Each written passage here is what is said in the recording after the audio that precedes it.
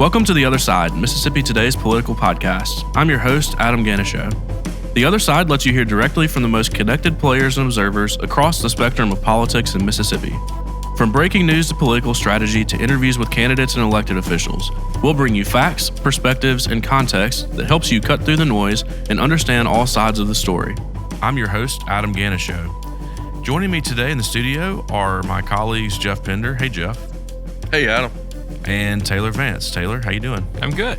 It's good to be here with you guys. Y'all are two of, I would say, of the most famous Mississippians over the past week because of, I kind of am joking and kind of am not in some ways. I think we'll probably get into, but the reason I even can say that is because y'all published an eye-opening, shocking investigation last week into earmarked spending of one state lawmaker, a powerful state lawmaker in particular, but also y'all kind of used those examples in the investigation as kind of a jumping-off point, springboard into talking about the legislative system and process that allows for some eye-opening spending like this. So I kind of want to start the episode by just summing up really quickly for anybody listening who hasn't read this series or heard about this series. I would say if you're listening to this and you haven't, please press pause and go read it or at least skim it. But I'm going to sum up sort of, there's an intro post, sort of summary post that we have. The headline on it is Trey Way, millions in taxpayer funds flow to powerful lawmakers' country club and Jackson neighborhoods. The subhead, I'll just go ahead and read the subhead. A Mississippi Today investigation reveals that more than $7 million in state taxpayer funds have improved the private country club neighborhood and golf course where Representative Trey Lamar, one of Mississippi's most powerful lawmakers, lives. Taxpayers are also footing the bill for another state-funded project that will repave a quiet Jackson street where Lamar also owns a house. Guys, just to kind of sum this up, I'll keep reading just a quick little bullet list from this post.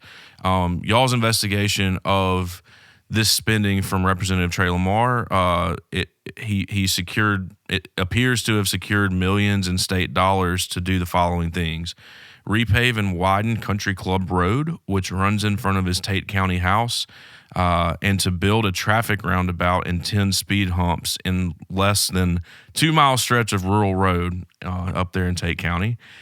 Secondly, another project that was funded seemingly by his earmarks was to improve drainage, build new golf cart paths and bridges on the golf course, resod and do other work on the golf course and some of the surrounding yards in this neighborhood, this country club neighborhood. Third, have the city of Senatobia, that's again in Tate County, North Mississippi, buy the small water company that serves fewer than 200 homes in the country club neighborhood, then secure $2 million more in state money this year to improve that water system. And then finally, make $400,000 in improvements to a Northeast Jackson cul-de-sac where he owns one of just 14 homes in the neighborhood, a project that did not appear upon y'all's reporting to be pushed or supported by any of the local Jackson lawmakers. So that's a summary. I thought it was important just for anybody listening who didn't read the series, just to run through those summary bullet points really quickly. And then I think kind of how I want to kick us off here, and Geoff, I'm gonna turn to you first. Let's start with the country club in Senatobia in Tate County. I think that project, or really those projects plural, were among kind of the more surprising ones that we found, and you took the lead in writing that piece. It's a multi-part series or series package of stories that we published all together last week. But Geoff, what were some of your main takeaways, I guess, of that Senatobia Tate County Country Club neighborhood project that y'all investigated? Yeah. Maybe to explain this or set it up, this neighborhood is probably the most affluent in that area. Sure. Or right up there. It's got to be. It's kind of a rural, suburban area. Rural area. It's a little outside the city limits of Senatobia. And anyway, what we found, as you just summarized a minute ago, that millions of dollars have been earmarked for work just essentially in this one little area. There was initially about a $2.5 million road improvement project, widening the road, building a roundabout, which looks kind of interesting to be driving along kind of in the country. And we had some good sort of aerial drone footage of it for anybody who wants to see it. It's fascinating. I mean, if I could just interject a little bit, I think most listeners, when they think of roundabout, they think of the roundabouts that are like in the city of Oxford, here in Jackson, where they're on like high traffic roads. Yeah. And so when you see this roundabout, it's it kind of takes you aback a little bit. But continue, Geoff. Anyway, expansive road project, and then oddly enough, ostensibly this road project caused flooding on the nearby golf course and country club area. Private country club. Yeah. And so essentially they came back with another $2.4 million in state tax dollars to do a big, described as an erosion control project in and around the country club. Let's drill into this just a little bit. I think so. It was $2.1 million originally, the first project for the road project that allegedly it was 2.5. 2.5, yeah, right? Yeah. So 2.5 originally to repave the road itself. Yeah. And widen it a little bit. And as you say, after that project, that state taxpayer dollars that came from the legislature and flowed through Tate County, after that project, they said that there was erosion and flooding caused by the project. Mm-hmm. So they went back and got more money from the state legislature to fix it, right? I mean, generally speaking, that's what they say happened. Yeah. Here's the deal, though. I mean, the way we got involved or whatever was a lot of locals had questions about this. Number one, there were questions of whether the original road project was needed. Sure. We spoke with several folks, including the county engineer, and apparently one of the main reasons for doing the road project was to widen it so golf carts could more easily traverse it. All of that's apparently up for debate. But that was one stated reason.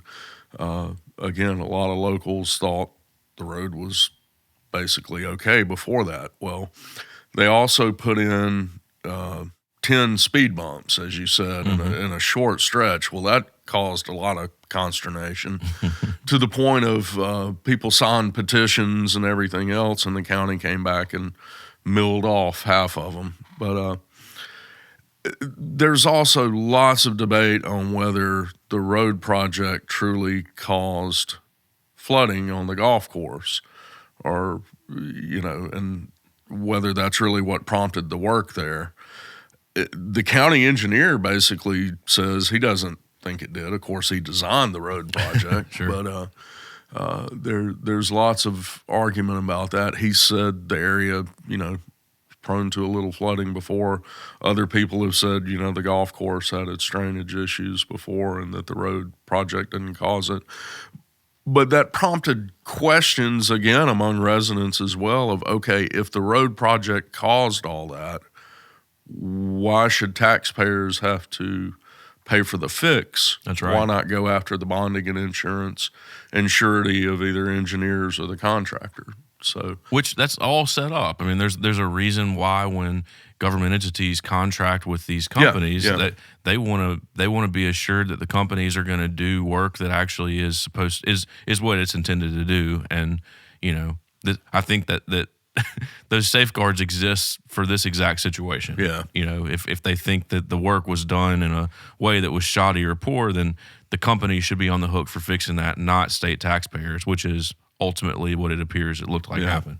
And I guess overall, like I said, what we saw, look, local folks even formed a watchdog Facebook page to question all this. Mm-hmm. But the overarching question is, why was all this money spent on this area when there are so many other, needs across the county, across the state?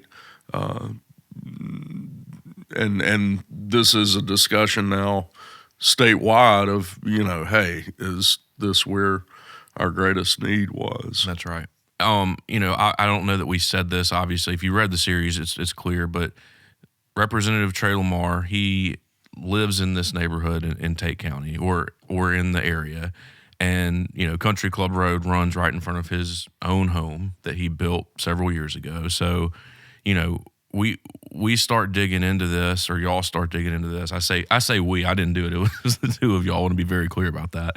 Y'all start digging into this, and I think when you first came to me about it, it was really y'all were framing this whole thing around like, look, we've gotten some tips about what's going on in Tate County with possibly some expenditures that Representative Lamar may have earmarked for his area, but y'all really were interested in talking about, kind of the system of play here, of legislative earmarking that can lead to something like this. And I want to talk about that a little bit, but I think it's important to note that, like I said, Representative Lamar, he's the House Ways and Means chairman, so he has a lot of influence and control over this state taxpayer funding that the legislature gives out every year.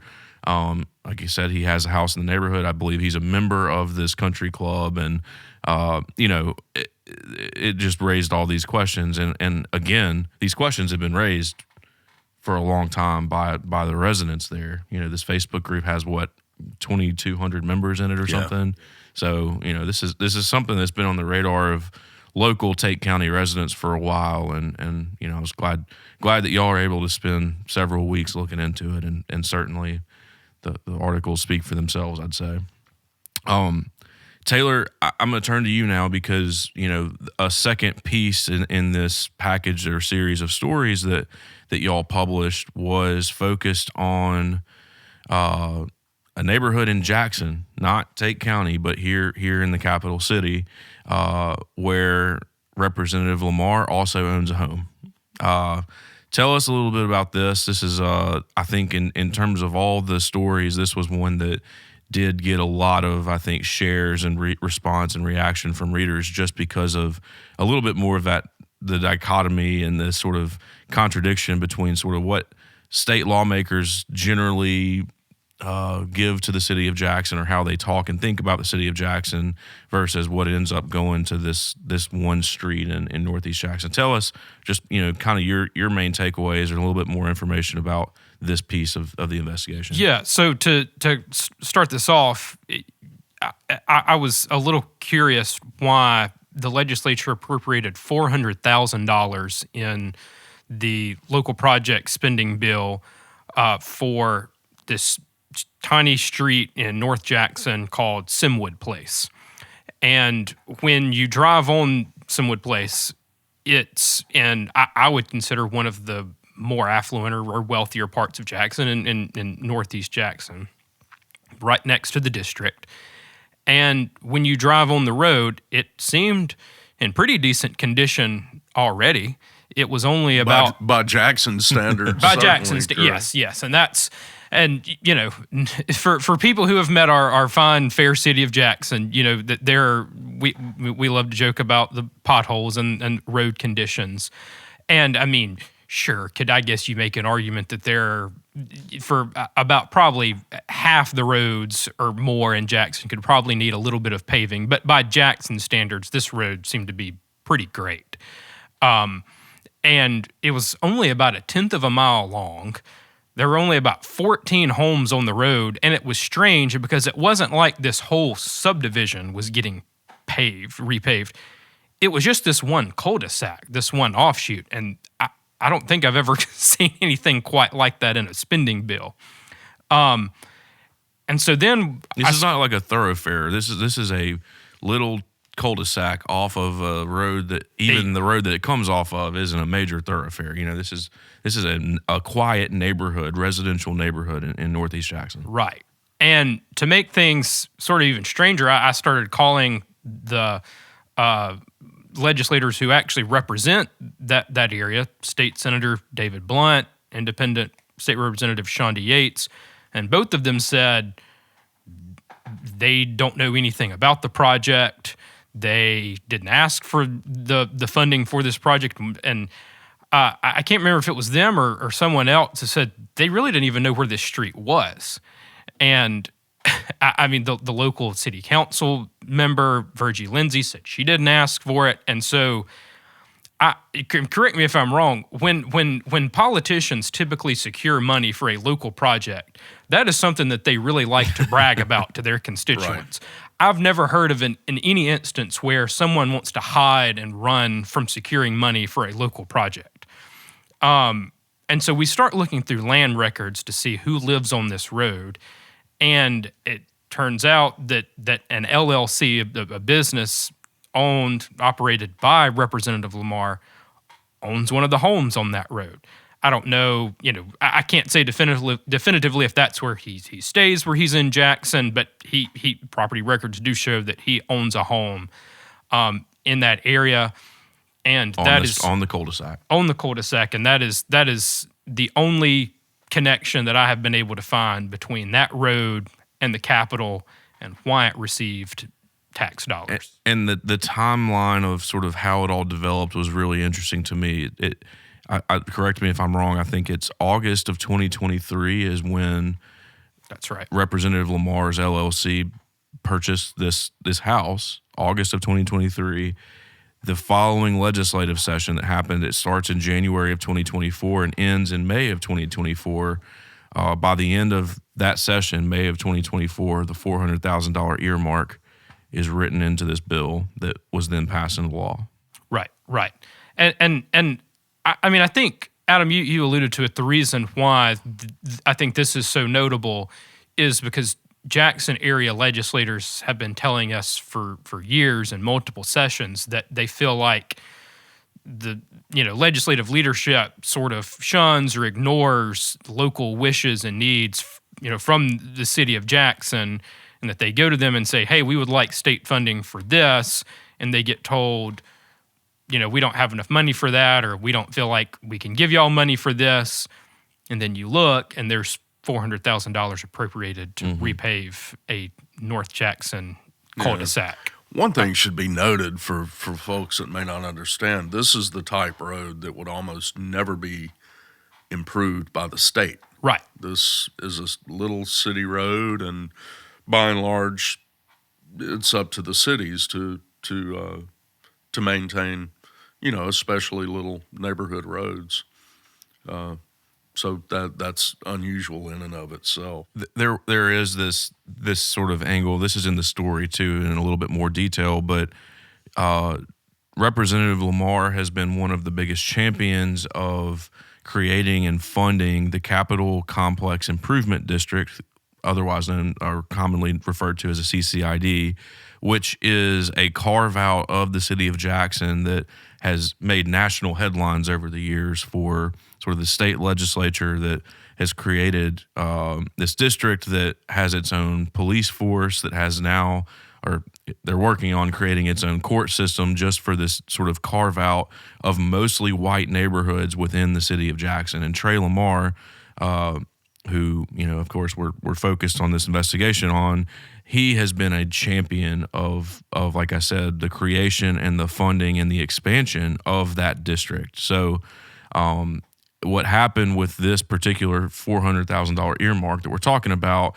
is they sent it to the CCID commission that's in charge of infrastructure improvements just within that district. So, Geoff, yes, like it very much is unusual that the state would fund a city street or city road, little street like this, cul-de-sac like this, but the money's flowing through the CCID district, which the state legislature has had very direct and overt control over since its creation, which, again, just another aspect of this story. So, like I said, I want to talk. I really would like us to dwell some on not just the individual projects. Geoff, you talked obviously about the Tate County project, which, by the way, that project, all of what we've talked about there has been completed already. They have done that work, whereas the Jackson project, Taylor, that you were talking about, is just earmarked and set to be done, but it's not been done yet. So we'll see if that ever comes to fruition at this point. But I want to talk about kind of, how is it possible that one lawmaker, even Taylor and Geoff, like y'all said, as other lawmakers try to get funding for their districts for special projects, they often can't, or they're often told they can't get money. But how does Trey Lamar get it for his neighborhoods that where he owns property? Which I couldn't stress this enough. The third kind of main piece story in this package is about what they call the Christmas tree bills. The spending, the earmarks that lawmakers have long made for themselves and their districts. And I would say, without question, I think that y'all's piece on the Christmas tree bills and the system here of spending and earmarks should be required reading for every single Mississippian, because it so well articulates and lays out the process of how the legislature really works. Representative Lamar, like I said, he has all this power because he is the chairman of one of the key money committees in the House. And really, I want to just talk kind of about how it is that he could possibly land these projects, these earmarks for his neighborhoods while others can't. Geoff, I'm going to turn to you first on this. You can kick off this part of our conversation because you have been covering this process for many, many, many years. This well predates Representative Trey Lamar. It probably will go on well after he's dead and gone too at this rate. But the process itself, I would say, is something that absolutely needs as much attention as possible. So let's talk a little bit about it. Can you kind of walk us through some of the main things that go into this process, this earmarks process, and sort of how it really works at the Capitol? Sure. For reference, it's very similar to the D.C. process of earmarks that some of our own lawmakers in Mississippi have complained about loudly for years, while at the same time being very having a very similar system in Mississippi. Right. That's right. It's at its basic level, it's pork barrel spending. It's bringing home the bacon, whatever. Mississippi has for years. It's usually almost every year. They've skipped some, but they will take anywhere from $200 to $400 million. In lean times, when the state doesn't have much money, they've typically borrowed this money every year to do these little pet projects. When they have money, as they have for the last couple of years, they'll use cash on hand. But again, they take what for Mississippi and its infrastructure spending is a pretty big chunk of change. Sure. $300-400 million, and they'll essentially, using just politics, it'll get divvied up. There's no priority list. There's nothing. No. Science to this. No, it has nothing to do with science. No objective scoring system. Yeah, right. Deserves got nothing to do with it, as Clint Eastwood would say. It's political, and it's, I guess you could say, expanded, maybe not in amount of spending, but it's expanded in the way it's been used by legislative leaders as a carrot or a stick. They want to get something pushed through. Some of their own party's reluctant, the other party's super reluctant. Well, here's a way we can kind of get people to vote our way. It's, hey, do you want that drainage or that sewer project in your district you've been asking for so long? Well, if you want that, we'll put it in the Christmas tree bill. but you better. I need your yes vote. We on need this your other yes vote. Unrelated bill. Yeah. Which is not supposed to happen, but it does. That's, I guess, maybe the nature of politics. And it goes the other way too. They Sure. use it very As punishment, punitively, right? You Yeah. voted against us. Guess what? You're not getting your downtown improvement project or your sportsplex money. Again, it's an inefficient way. It's an unfair, I guess you would say, way to spend a bunch of money. But man, to put this in perspective, MDOT, our transportation agency, is still saying, look, we lack anywhere from 300 to 600 million a year in steady money To just maintain to the just current system. maintain the state road work that we have, roadway. And here we are taking, a similar amount of money and just, spending it in a just very political way. I mean, it's city X can have a dire need for, their water system is broken or sewerage system is about to get the feds on them. Well, in this process, that doesn't matter. I mean, they may get passed over for their $3 million project while, somebody else gets approved to spend that much on a museum or a sports complex, that.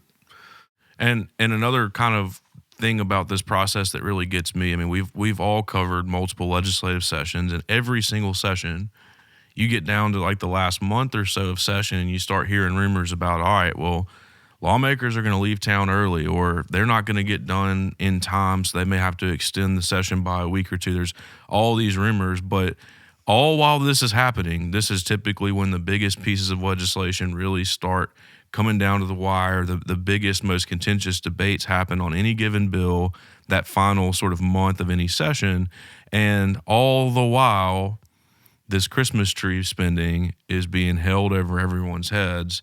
And even more than just the last month, how it really plays out typically is the Christmas tree bill is like the last thing they touch. The very last thing that they will actually unveil for lawmakers to read and then vote on.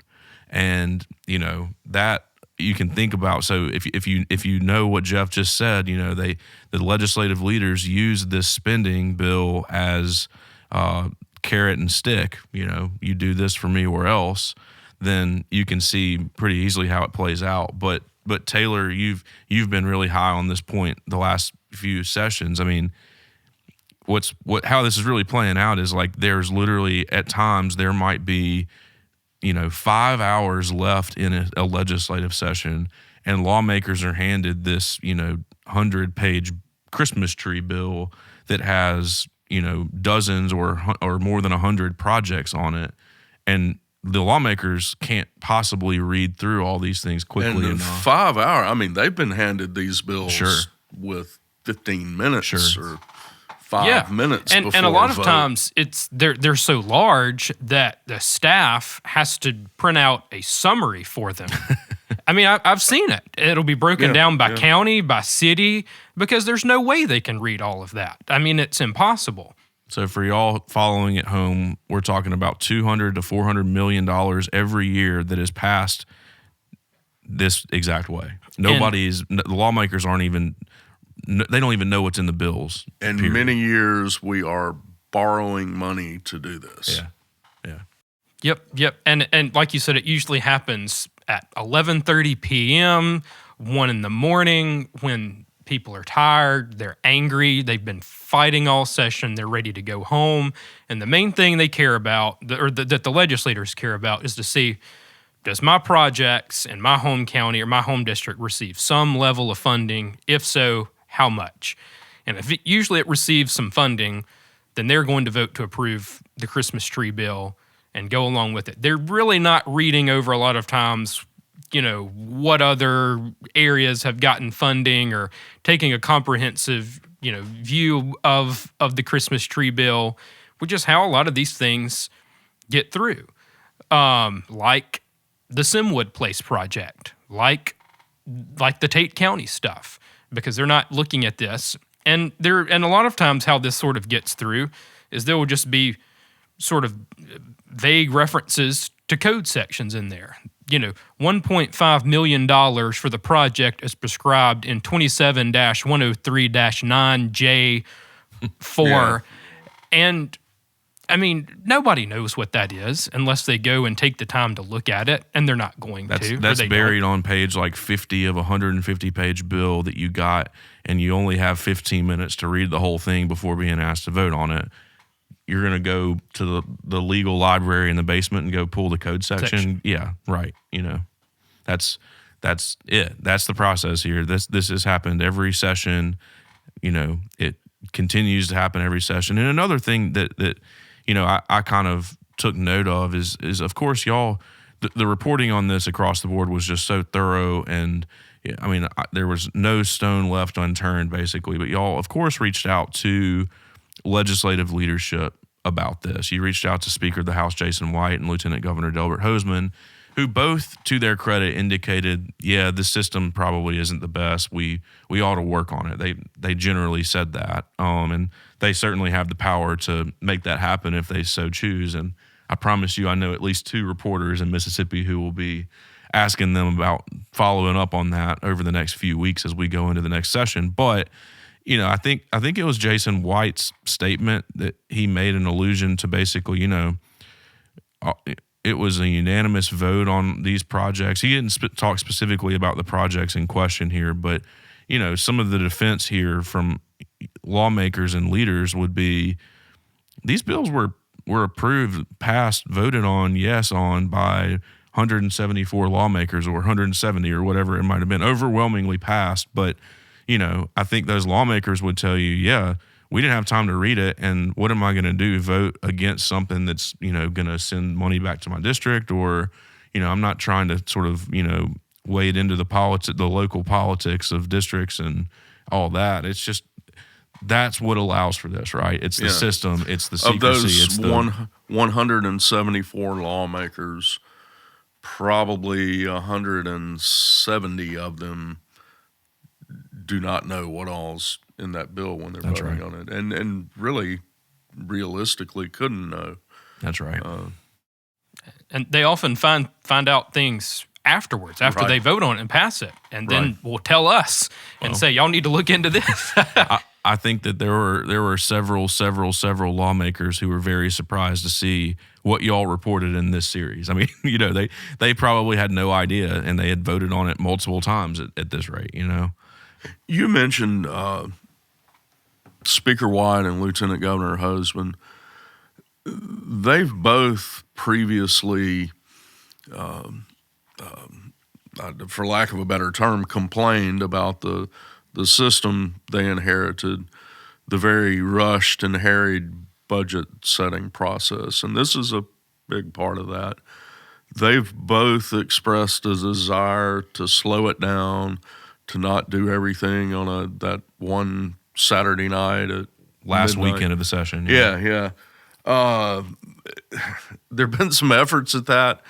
This last session, I know Speaker White at one point did, on that weekend we're referring to, did essentially say, we're slowing this down, we're heading home tonight. It still hasn't been worked out. The two sides haven't figured out how to, push back deadlines, adjust stuff like that. So that's part of it. Part of it is the actual process needs some work. The actual logistical timing process. We'll see if we get it.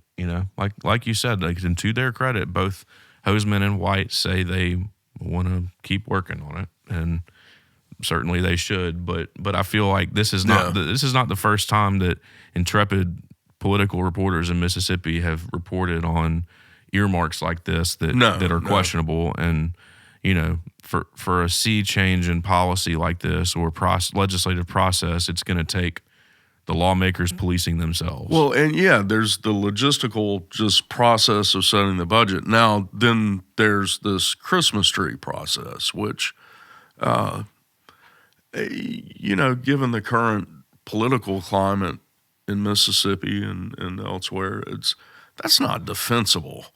That's pork barrel, to the victor go the spoils type spending with no thought to efficiency, no thought to where the biggest needs are. And I mean, again, that's hard to defend. This is a state with meager resources, and the resources we have, we need to really be using them wisely. And this is not that. Mm-hmm. Yeah. Well, like I said, I think like I said from the start, y'all came to me once you started hearing this stuff going on up north, and it was more, hey, we think there might be something here, but it could be a good chance for us to talk about what's really going on with this spending at the legislative level. And I'd say mission accomplished. I want to thank y'all for the work. I mean, I've done that privately, but I want to say it publicly too. I mean, this is the kind of investigative journalism that is tough to pull off. Y'all have worked for weeks, months on this, and it's been a marathon of so much sort of the pillars of investigative journalism. It's records requests, numerous records requests. It's dozens and dozens and dozens of phone calls, many of which were ignored, unanswered, unreturned. People didn't want to talk about this. Yeah, not a lot did. Y'all pointed out that Representative Lamar he's got so much power with spending that even for people who may be inclined to want to talk about it, they're worried about, lawmakers in particular are worried about speaking out on the record. Y'all did get a couple really good interviews with current lawmakers, a Democrat and Robert Johnson, the House Minority Leader, and then a Republican, Dan Eubanks, a Republican from DeSoto County, yeah. who, they both on the record talked a lot about the system, and I thought they both had a lot of good things to say in that Christmas tree bill. But, even the local level, the Lamars in Senatobia are very powerful. It's not just Trey, it's some of his other family members as well. And, the on the ground reporting, both up there and here in Jackson, just trying to kind of make sense of it all. The reading through that Facebook page by itself is a big task because there's been so much posting there. And then, of course, reaching out to local residents and everything. I mean, just from start to finish, y'all put in just such, thorough and enlightening and just honestly excellent work. And I just can't thank y'all enough. I think Mississippi taxpayers are indebted to you for this one. And I'll pose this question to the two of y'all now. What's next? This sounds like this isn't, necessarily something that y'all are just going to publish and be done with. Y'all are going to keep kind of looking at, some of these other projects and some other spending and, the system itself, right? They've got to address this system, and there's nowhere to go but up. Yeah. I mean, it's totally Wild West right now. Task a committee or create a new committee to, at least give the appearance that you're trying to vet some of these projects for where the biggest need is among the citizenry. But as it is right now, there's none of that. So there's got to be some improvement. The governor has some recently expanded line item veto power.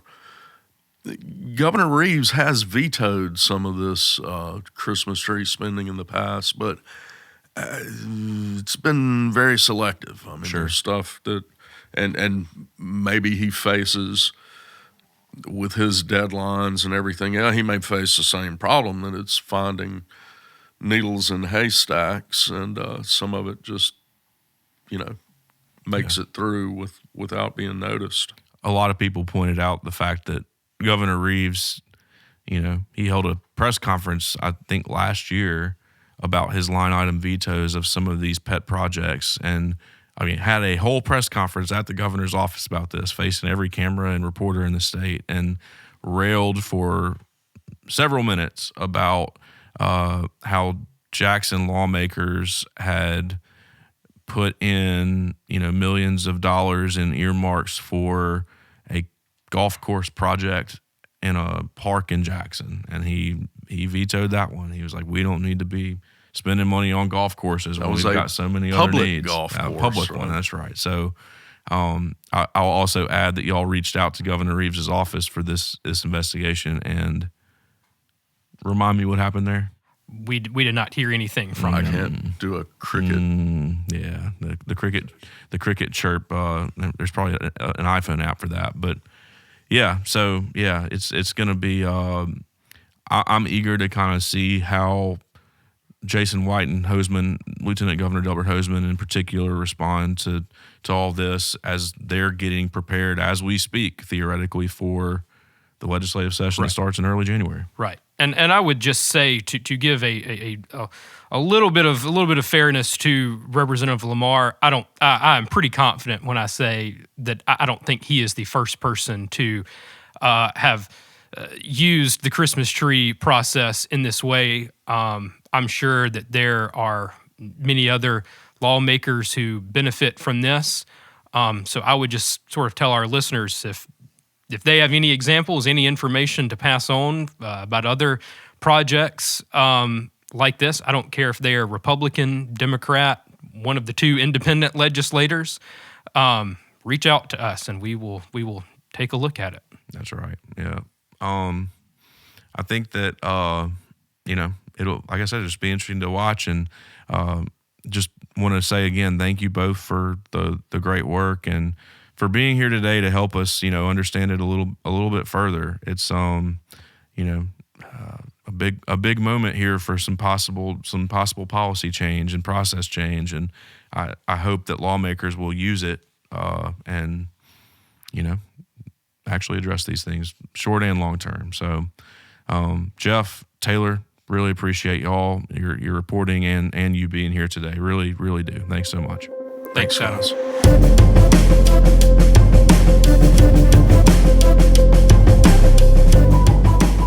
As we cover the biggest political stories in the state, you don't want to miss an episode of The Other Side.